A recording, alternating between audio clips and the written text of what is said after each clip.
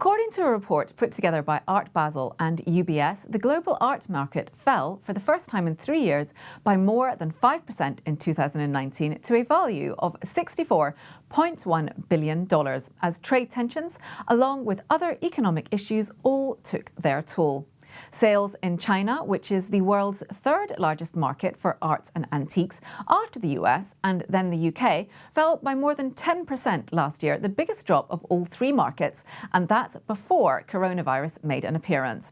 Those three markets account for 82% of the world's art trade. The China art market, in which the report also includes the markets of Hong Kong, Taiwan and Macau, as well as the mainland, had already seen a fall of 3% in 2018. In 2019, the US art market fell by 5% and the UK saw a fall of 9%, a figure exacerbated by the uncertainty surrounding Brexit.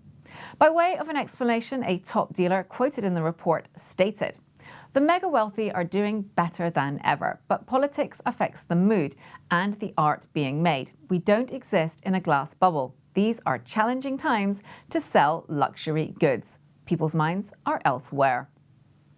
There were, however, some surprises in the report, with France appearing to be benefiting from the uncertainty regarding the UK's departure from the EU. In 2018, the country accounted for 6% of the global art market's value, a figure which rose to 7% in 2019, equating to $4.2 billion. This has been rising as other markets around the world fall. Sales at auction in France also rose by 16%. Another surprise was who exactly is purchasing art, antiques and luxury objects, with millennials coming in on top, outspending every other generation. In the sample of 1,300 high net worth individuals surveyed in the report, the millennials in the group acquired an average of $3 million worth of art in the preceding 2 years, compared to baby boomers who each spent on average $500,000.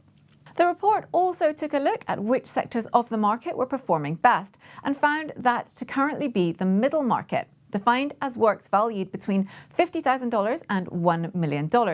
This sector was found to have fallen by 9%, whereas the top end of the market, works valued at over $1 million, fell by 23%.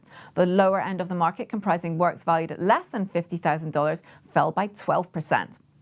The bulk of the fall came from sales at auction. In a further blow to calls for increased transparency, it appears that the already secretive art market is becoming increasingly so, with the private dealer sector accounting for 58% of sales in 2019.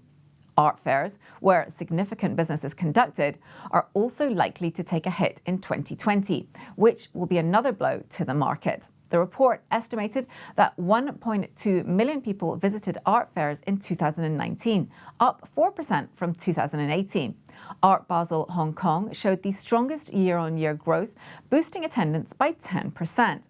Among the other major players, Frieze London, Frieze Masters and Masterpiece have all shown incredible growth over a multi-year period, upping attendance by between 62 and 75% since 2013. It is unlikely that this market will grow in 2020, with COVID-19 panic spreading across the globe. This month, Art Basel Hong Kong and Art Dubai have both been cancelled, with many other international art fairs likely to follow suit.